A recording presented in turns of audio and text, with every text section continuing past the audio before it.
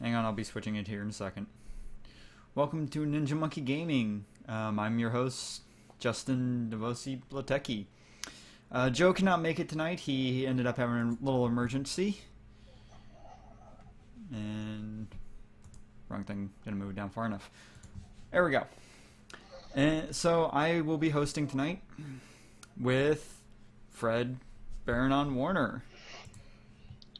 Hello, everybody. How you doing tonight, Justin? Good, you? Hanging in there, brother. Hanging in there. Good to be back on. Yes, it is. Yeah. And our third co-host, Jesse Frosty Fricks. And you're still muted. There you go. And internet went out. Lovely. Hold on, people.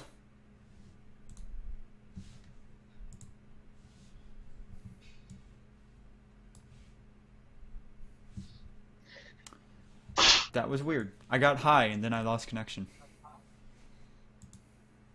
Yep. My cold is affecting everything. It's all your fault, Jess. It usually is. I was rolling. Well, we're posting. So, yeah. Yeah. So how you been, Jesse, outside of being sick and stuff?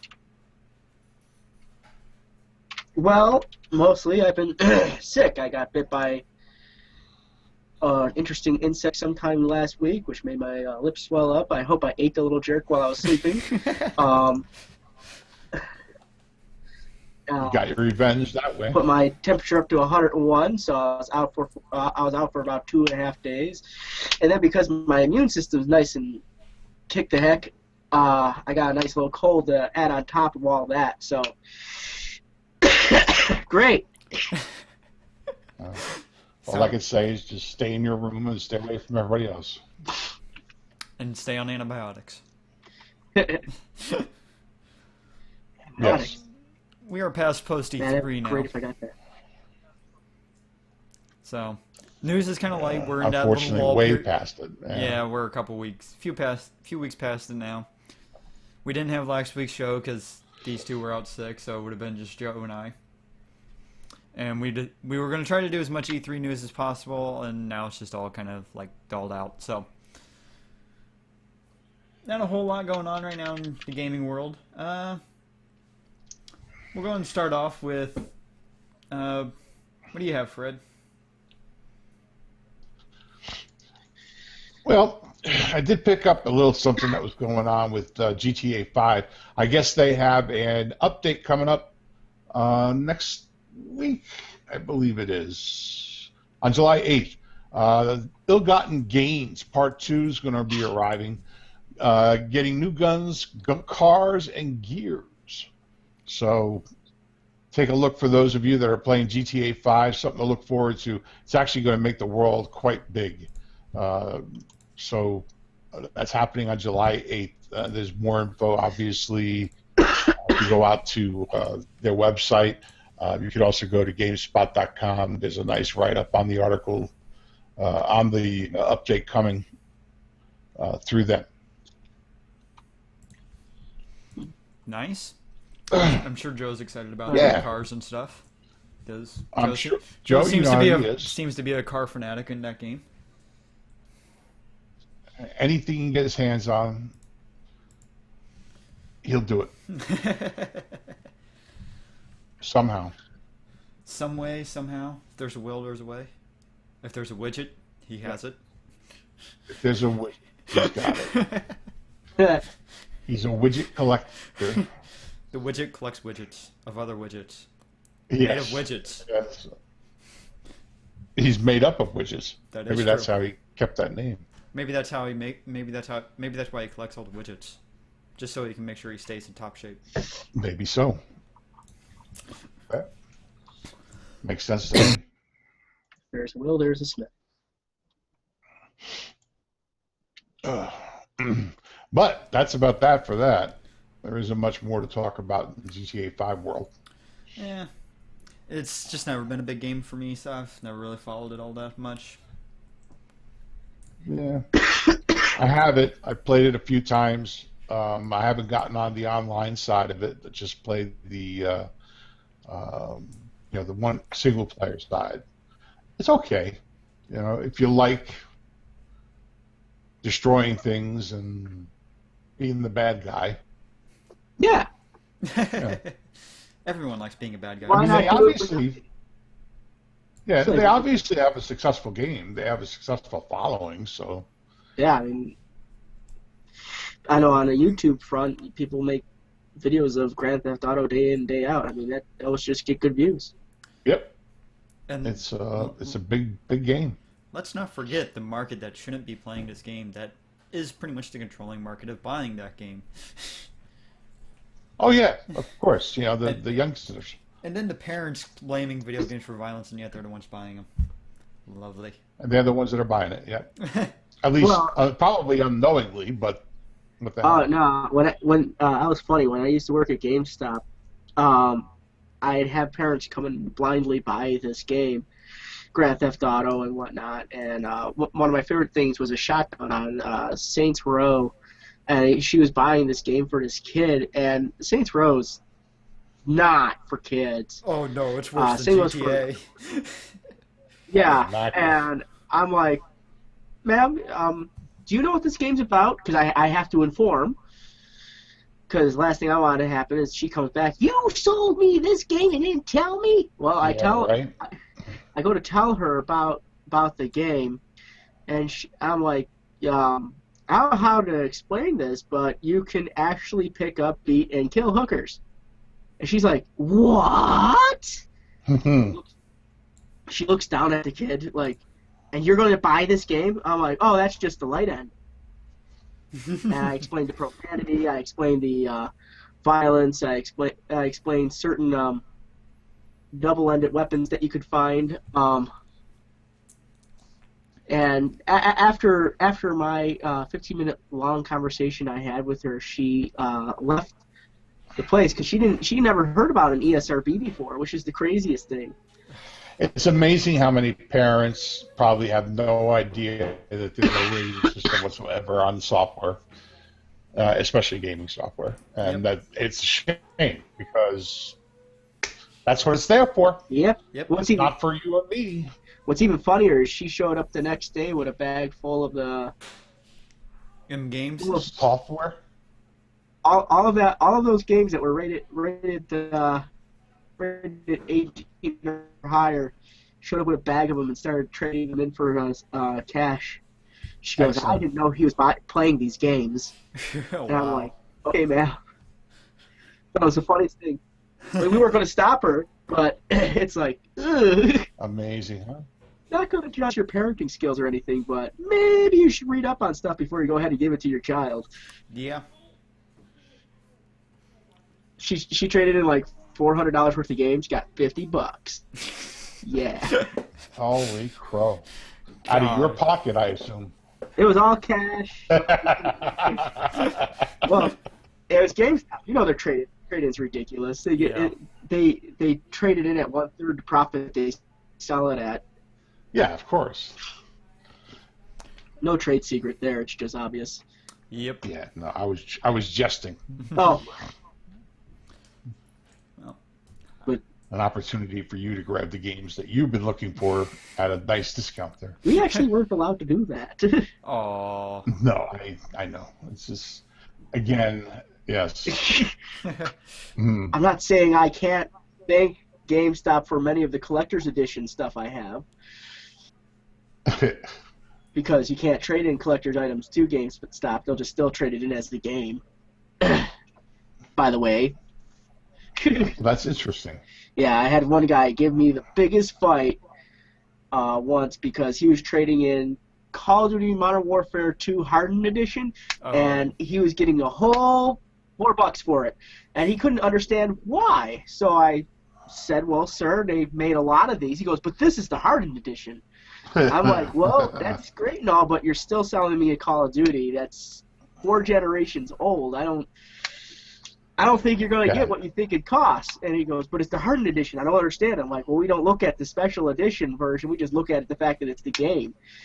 He goes, I paid $90 for it. People And I'm like, understand. now it's worth $4. People do not understand that software is software. It's Yep. not like a collector. They call it a collector's edition because you want to buy that special something to go with it. Yeah, That's not because it's going to have exceedingly great value 10 years from now. absolutely. You know, it's amazing. And it, I've seen people try to sell stuff online for, huge amounts of money, and I just laugh. It's like, and a great example of this is what we were talking about earlier, Fred, with the Fallout Pip-Boy yeah, edition. they're exact. Well, what's interesting, rolling off of that, people do like special edition on certain things. Now that you will be able to sell certain items at a higher price later down the line. However, like when people buy these games, they're literally just mass produced and just shot out every year. The Call of Duties, That's- the Maddens, Yep. the NBAs. Exactly. That's exactly don't- my point. You're diluting the swimming What kind pool. of value is there if there's 10 million pieces of it out there, Yeah, right? Like this boy that's coming out with the Fallout 4 special edition. yeah. How much value do you think there will be in that 20 years from now? Oh, next to nothing. Who knows? Oh, there'll be next to Nothing. nothing in that Pip-Boy. Like, to give you an example of bad investments, right there, all the way in the background, you see it in the lower right, that is a Master Chief's head. Lower left. Lower left, that's Master Chief's head. Okay. That costs nothing right now. You can buy those on eBay for $10. Yep. Right. Because they made that's like head number 350,000 something. They made so many of them. Right. But if you're really trying to find value in the games, is to find those obscure games that you don't know what they are. You really Like don't. the ones you talked about last show that you found at a garage sale where there were 3 games with the boxes, and The games weren't in the there boxes. were games that they weren't in the boxes, right? Those games were mass produced, but with their boxes and the fact that they're so old, they had their value. Mm-hmm.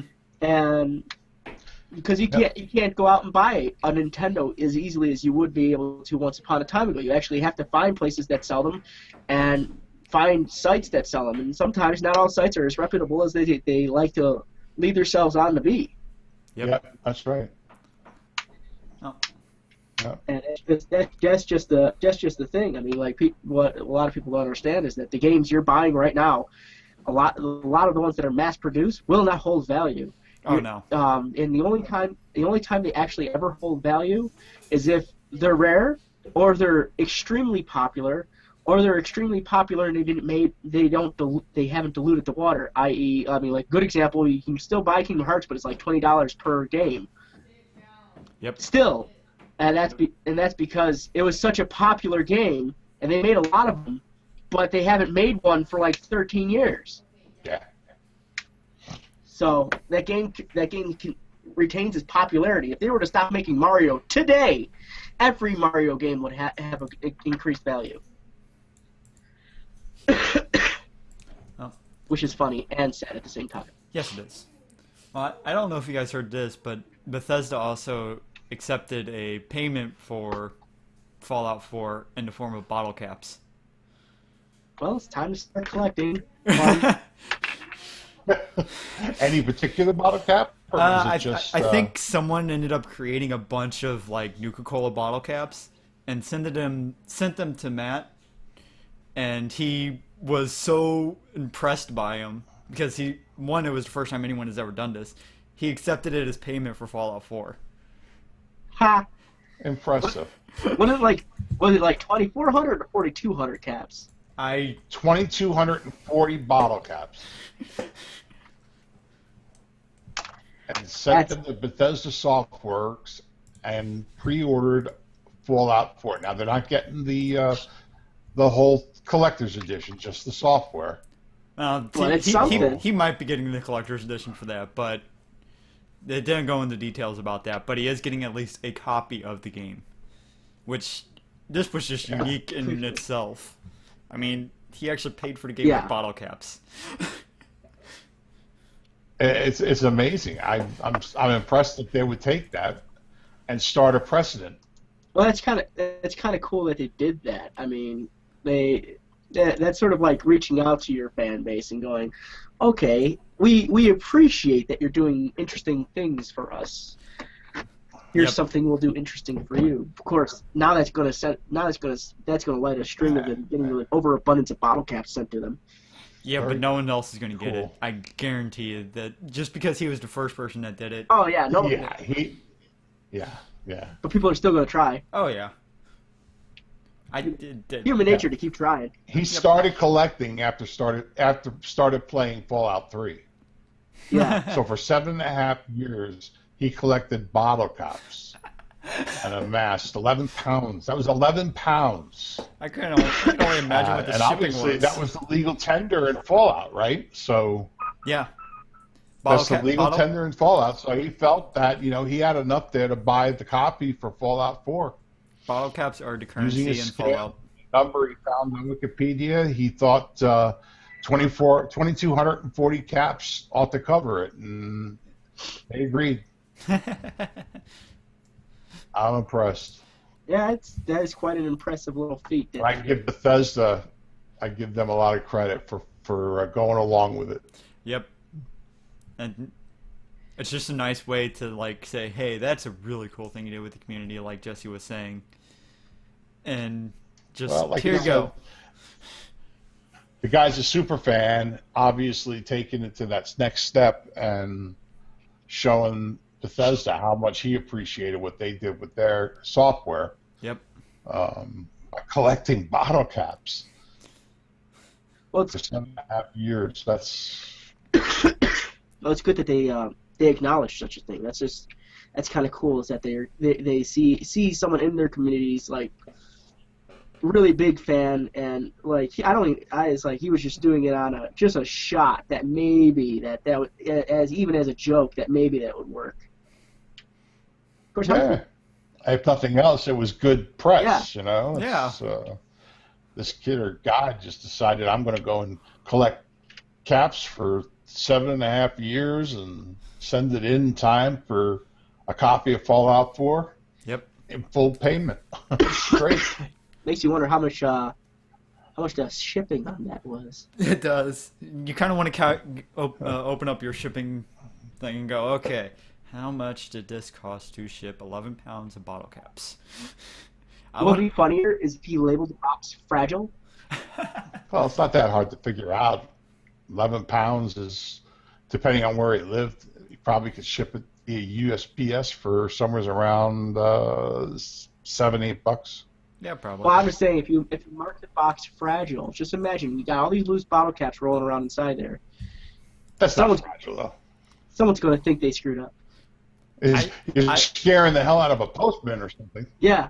I want to know. Just what the person who opened up the box was, what their reaction was when they opened up that box with just bottle caps. Oh my gosh, can you imagine? like, Who do Yeah, I see give this to? Which department gets bottle caps? I don't know. Matt, this is for you. Yeah, there you go. Here, just give it to the CEO. He'll know what to do with it. Fallout department, this is yours. not the weirdest thing that's been sent in the mail though. When I used to do collections once upon a time ago, a job that no one likes. Of course, people also don't like getting called from collectors. Someone, Are you kidding? I used to enjoy that like oh hell. someone sent one of the guys on my side an envelope, and this envelope was filthy, and inside the envelope was a bunch of rusty nails. That was it. We didn't know what it meant, but it was addressed specifically to him. Okay. Coffin. That's Nail not scary. coffins. Yeah, that was interesting. They weren't sure about the dust. They cleared us out for a little bit, and then they just ascertained that it was rust. Hmm. But that was an interesting day. Yeah. pictures of dead animals. I mean, it's great. It's great. You know. Oh yeah, yeah. I recommend. Worst situation I've ever had, and that was when I used to, back in the day when I was doing it, we used to have to go actually door to door and do collections. For, bad checks. Like I used to work for, I had a contract with Toys R Us. Oh. And so, Toys R Us would send the bad checks to us and in our county. And I would go around the county and just knock on doors and say, hey, you wrote a bad check to Toys R Us, and we're giving you an opportunity to, you tried, we did it by mail, we did it by phone, now we're doing it by person. And if we don't get opportunity to fix it this way, the next step is going to be the police will be here, and you'll be arrested for criminal, blah, blah, blah. And most times at that point, they usually take care of the problem because face-to-face, it's tough to say no. Yeah. Yeah. But there was one time, this one guy saw me coming up the stairs, pulled out a shotgun, and he just said, because obviously back then collectors were door to door. It was a common thing, and he says, you're a collector. I don't want you walking up any closer than you are right now, because I swear to God, I'll put some shot pellet in your butt and everything else, blah blah blah. Yeah, I mean, that was the first and only time I ever had somebody pull a gun on me. That was enough. Yeah, they don't. Thankfully, they don't really do that much now. They just unless you're a repo guy, then they get really tricky. Yeah, repos that's different, but yeah. Yeah. Now it's all computerized. It's all done by the office. Except if you go to those furniture rental places like Easy Home and Renter Center and places like that. Yeah, read your contract 110%. Because they do have lawful permission to come onto your property and collect your items. Yep. If you are late. Yep. Wow. I say this because that was my job. So you were one of those, huh? I didn't like it. Yeah. But I was also really fast at taking things apart. Well, what do you do? You had to do it, and if somebody had to do that, and sad, but look, if you're not paying your weekly rent or your monthly rent, whatever it is that you have to do, come on, it's not the first thing that you're doing. I'm sure they don't want the furniture back. Yeah. But we sent tons of warnings before anything happened, and it's like finally we end up showing up, and that fridge you had, I have to take all the food out right now because I got to take it back. Terrible. It's a bad situation. But what are you going to do? And it's just it's not a safe one either, especially in the neighborhoods out here. I remember I got threatened with someone's pit bull once. I walked into the house and he's like, "You touched that, I'm going to sick this guy on you." I wrapped my coat around my arm and I said, "You sick him on me. I'm going to have to do what I have to do." Yeah. It's not what I like to call a glamour job. No, definitely not glamorous. Speaking of things but being well. taken back, Batman Arkham Knight, which released a couple weeks ago, was taken off the Steam market for purchase like 6 days ago, I think, and you still can't get it for purchase yet for PCs. Oh, because they're working on bugs, right? Yeah, there were so many bugs for the PC on release that they just ended up taking it off the market. Isn't that sad, though? Yes, it is. I mean, why can't a company... I mean, we're not talking some indie. We're not talking some small fly-by-night. We're talking Warner Brothers. I mean... And we're talking about one of the biggest Batman franchises in history, for video games at least. Absolutely. Yeah. I mean, come on. How embarrassing. Yeah. I just noticed you're wearing... you're both wearing Batman shirts. Yeah. Yeah. But that's the almost the equivalent of opening up a theme park and having none of your rides working. Oh, like Disneyland when it originally opened? Well, the rides worked, and then they started breaking down. Then Right. the asphalt started melting, and people's shoes started sticking in the asphalt, and they ran out of food and water, and it wasn't There, that's more like it. Yeah. It's like you're not properly decoding, you're not properly debugging, you're not doing the job that you're supposed to be doing. That says to me somebody needs to be fired, somebody needs to be, they need to get the right people on the job and do it right now. It's terrible. And they're being pressured to release the product way before they should. Yes. That's the biggest problem. Well, you figure what all the checks and balances they have to do in order to send out a game. I mean, it has to go through people's hands, including a gamer's. They actually have to put it in front of a gamer and say, find all the bugs.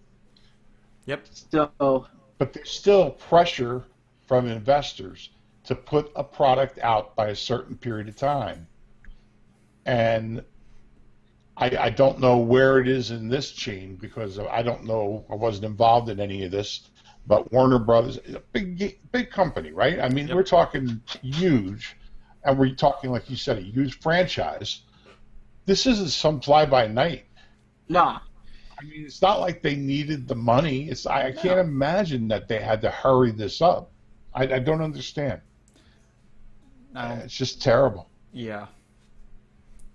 And apparently there's even some bugs with the PlayStation and Xbox versions of it too that are supposed to be getting fixed in this upcoming patch and stuff. It's just really sad that they released it with this many bugs and so many bugs on the PC alone that it's just straight up off the market. It's actually starting, but I mean, like, I'm noticing a trend lately from that too. A lot of games that are coming out are really buggy. Yeah. I don't think it's lately though. No, it's ever since lately. Everything's been online. Oh, yeah. Ever since it's been an issue connected. All the time where people think it's okay to put a game out and then come out with a patch within a month or so and fix the real problems. It's like that's an okay process, and I think it isn't. Yeah, all you got to do is look back at I think we should all say. All you got to do is look back at Assassin's Creed Unity. I mean, they literally created a blog so people could stay up to date with what the patches were going to be and when they were going to release, because there were so many problems with Assassin's Creed Unity. Well, I mean, it's been like that for every. Like, I don't like dragging Call of Duty into after I hear someone say Assassin's Creed, but it's been like that every time. Last few Call of Duty's been coming out. They just get patched and patched and patched and patched and patched and patched, and it's a bunch of people just getting angry because you can't. I mean, you got this guy in a building. He's in the building. You can't be in there, but you can because he found a little glitch spot. Yep. And so they put out patches after patches after patches of this stuff. That's just sloppy programming. Very sloppy programming. Which is weird. With such advanced programming that we use now, why is it that the advanced stuff that just constantly needs fixing? I mean, you didn't see something because no one does code reviews. No one does a code review anymore. It's not the language. It's the people. It's the people that put it in. It's like everybody blames the computer. Well, come on, it ain't the computer making the errors, right? It's always the user that makes the errors. So, it's the same principle here. It's the programmers that are they're rushing. Maybe I don't know. Maybe they think they're too big for their britches, and their code is doesn't stink. Yeah, I think. When really it does. Who knows? One way or another, it's got to change. I mean, we should. There's got to be a line drawn somewhere. Yeah, there's got to be a line somewhere where someone draws it and goes, you know what? We're not going to release this until it's done. Yeah, or we don't buy it until it's out for 6 months and we know it's a solid product. There you go, Jesse. Start talking to Joe about drawing your line. But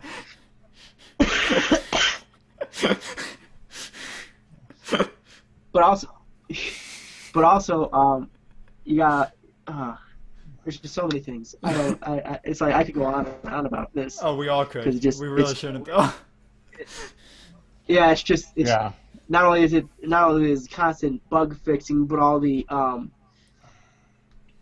updated games, and you can download new DLC. I remember buying a game and everything was there that you were supposed to play. Yep, I remember when. I don't mind the DLC stuff.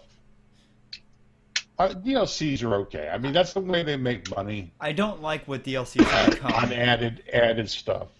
Yeah. I don't like That's what just they the have way. become. No. I like what they used to be. They actually literally just used to be add-ons. They were Right. literally essentially another game added onto it, and it was wonderful.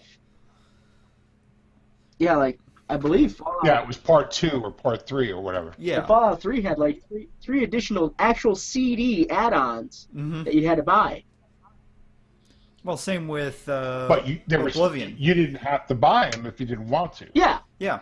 but the option was still there. But that means they were completed things that were literally afterthoughts.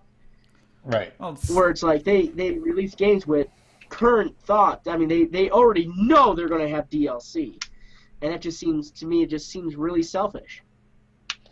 Yeah. it's kind of like Oblivion from Elder Scrolls, the 4th one.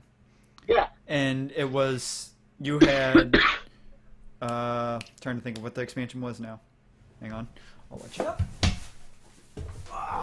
The expansion was the one where you got to meet the Mad God. I can't remember what the name of the expansion was. Be there in a second. I think I have it somewhere. I have it somewhere too. I have the whole. Oh damn. I can't remember what the name of the expansion was, but it was the one where you got to meet Cheryl Gorath and go to his realm and everything, and that was literally a whole nother area, since about half the size of what Cyrodiil was.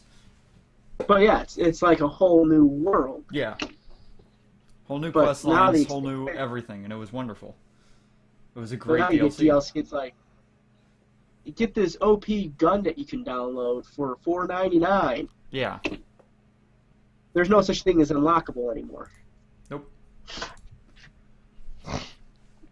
That's just the sad part. Sad part of another company that I'm going to mention just because they're getting ready to release, or they're releasing a new game. I don't know when yet, and I am looking forward to it. The Total War series is making Total War Warhammer, and that will be really fun and interesting.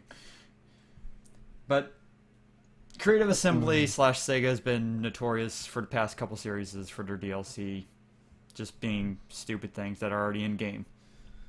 So sadly, I don't like that part of them, but I still love their games, and I can't wait for this one.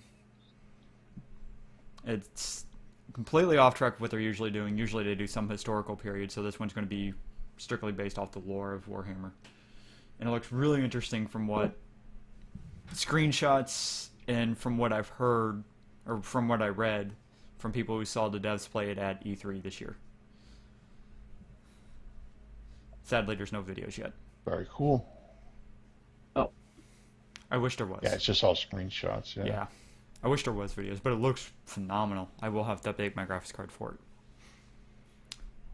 Yeah. it. It's definitely one of those keep an eye on games. That's for sure. I will have to spend another $300 just to play this game, but that's cool. Hey, I'm willing to do it because I know I need to update my graphics card anyways. I'm only on a 660 Ti. Oh, okay. Yeah. I just updated it this year, so I ain't doing it for another 3 years. I built my computer. Is this 2 years old now? Yeah, it'd be 2 years old this December. Wow, what a dinosaur! Yeah, it's about what mine is too. Mine's about the same thing. So No, I did, process I spent and a lot of RAM's still money good. upgrading. I just need to update the graphics card. Yeah, same here. I was going to sly at two GTX 770s. Yeah, I'm not sure what I'm going to get. I yet. got one. Depends on I what. recommend a 970. I actually have. Yeah, that's what I figured. I'd just get one 970. It depends on Yeah, that's what what I'm kind of job I get. Yeah. Unless you want to get really fancy and get the 980. I think that Yeah. one's 4K. Money, money, money. Only if I had 4K monitors. Yeah, I don't. I have. Yeah, that's. I don't see the benefit of going up that high. Yeah. Oh no, I see the benefit does of it. 4K. Design-wise, I see the benefit. No, I mean, of it. I meant the same thing as you. If I don't have the 4K monitor, what's the point? Yeah. But that's all the gaming news I have. Do you guys have anything else? No, like I said, I scoured for hours trying to find stuff. There's really not much out there. Yeah. Wargaming is releasing a new title. I didn't put this one in the notes. I was talking to Fred about this one earlier. They're going to be releasing a reboot of the Master of Orion series from the mid-late 90s, if you remember that strategy series. I'm looking forward to it. I remember playing Masters of Orion. Not the original one, I was a little young then, but the second and third one I do remember playing a lot of. So, Okay. yeah. I'm trying to find there is a good bundle for those people who are interested in it. I'm just looking for it right now. What's the Humble Bundle this month? Or this It's week? not. It's actually Indie Gala. Because remember, I was saying earlier, I was doing I was reading some visual novels. And Indie Gala has this sale going on for those people who like that type of Japanese weird stuff. I just read it just for my show, but I mean, there are some interesting stories. There is a total of 1, 2, 3, 4, 5, 6 of them you can purchase for $2.99. And it comes with 2 other games. Today's Borderlands. Yeah, that's what I was just. Yep. I just looked up. Humble Bundle has Borderlands. Yeah, Borderlands. You got everything in there. Joe will probably want me to spend my $8 just so he can get me in Borderlands. Joe would be all over this. Yeah. You can get Borderlands. You can get it for $1. Well, he'd want me to get Borderlands 2 as well because he has 2. So I'd have to spend about $8. Yeah. Joe would be all over Oh yeah, this. you got to spend $8. Yep. Joe absolutely loves pre-sequel. Borderlands, and he would just be all over this. Yeah, this is a good bundle. This actually for those isn't a people bad who are bundle, like big though. on Borderlands. I actually might spend the $15 and or spend $15 so I can get the season pass as well, just so I have everything. Yeah, I mean, like it's an excellent sale. Yeah. And on top of that, they got a dancing claptrap at the top, so you can't say no. Yeah, the claptrap shaking his claptrap. Yep. Oh, and it's going actually to interesting. the great new museum, the National Video Game Museum. That's a good point. It's at a point now to where it's next to impossible to say no. It's a new museum that's dedicated to video games. Yep. Where's it located? I think it's in New York. Yep. Ooh. New York City. Hang on, I'm looking it up right now.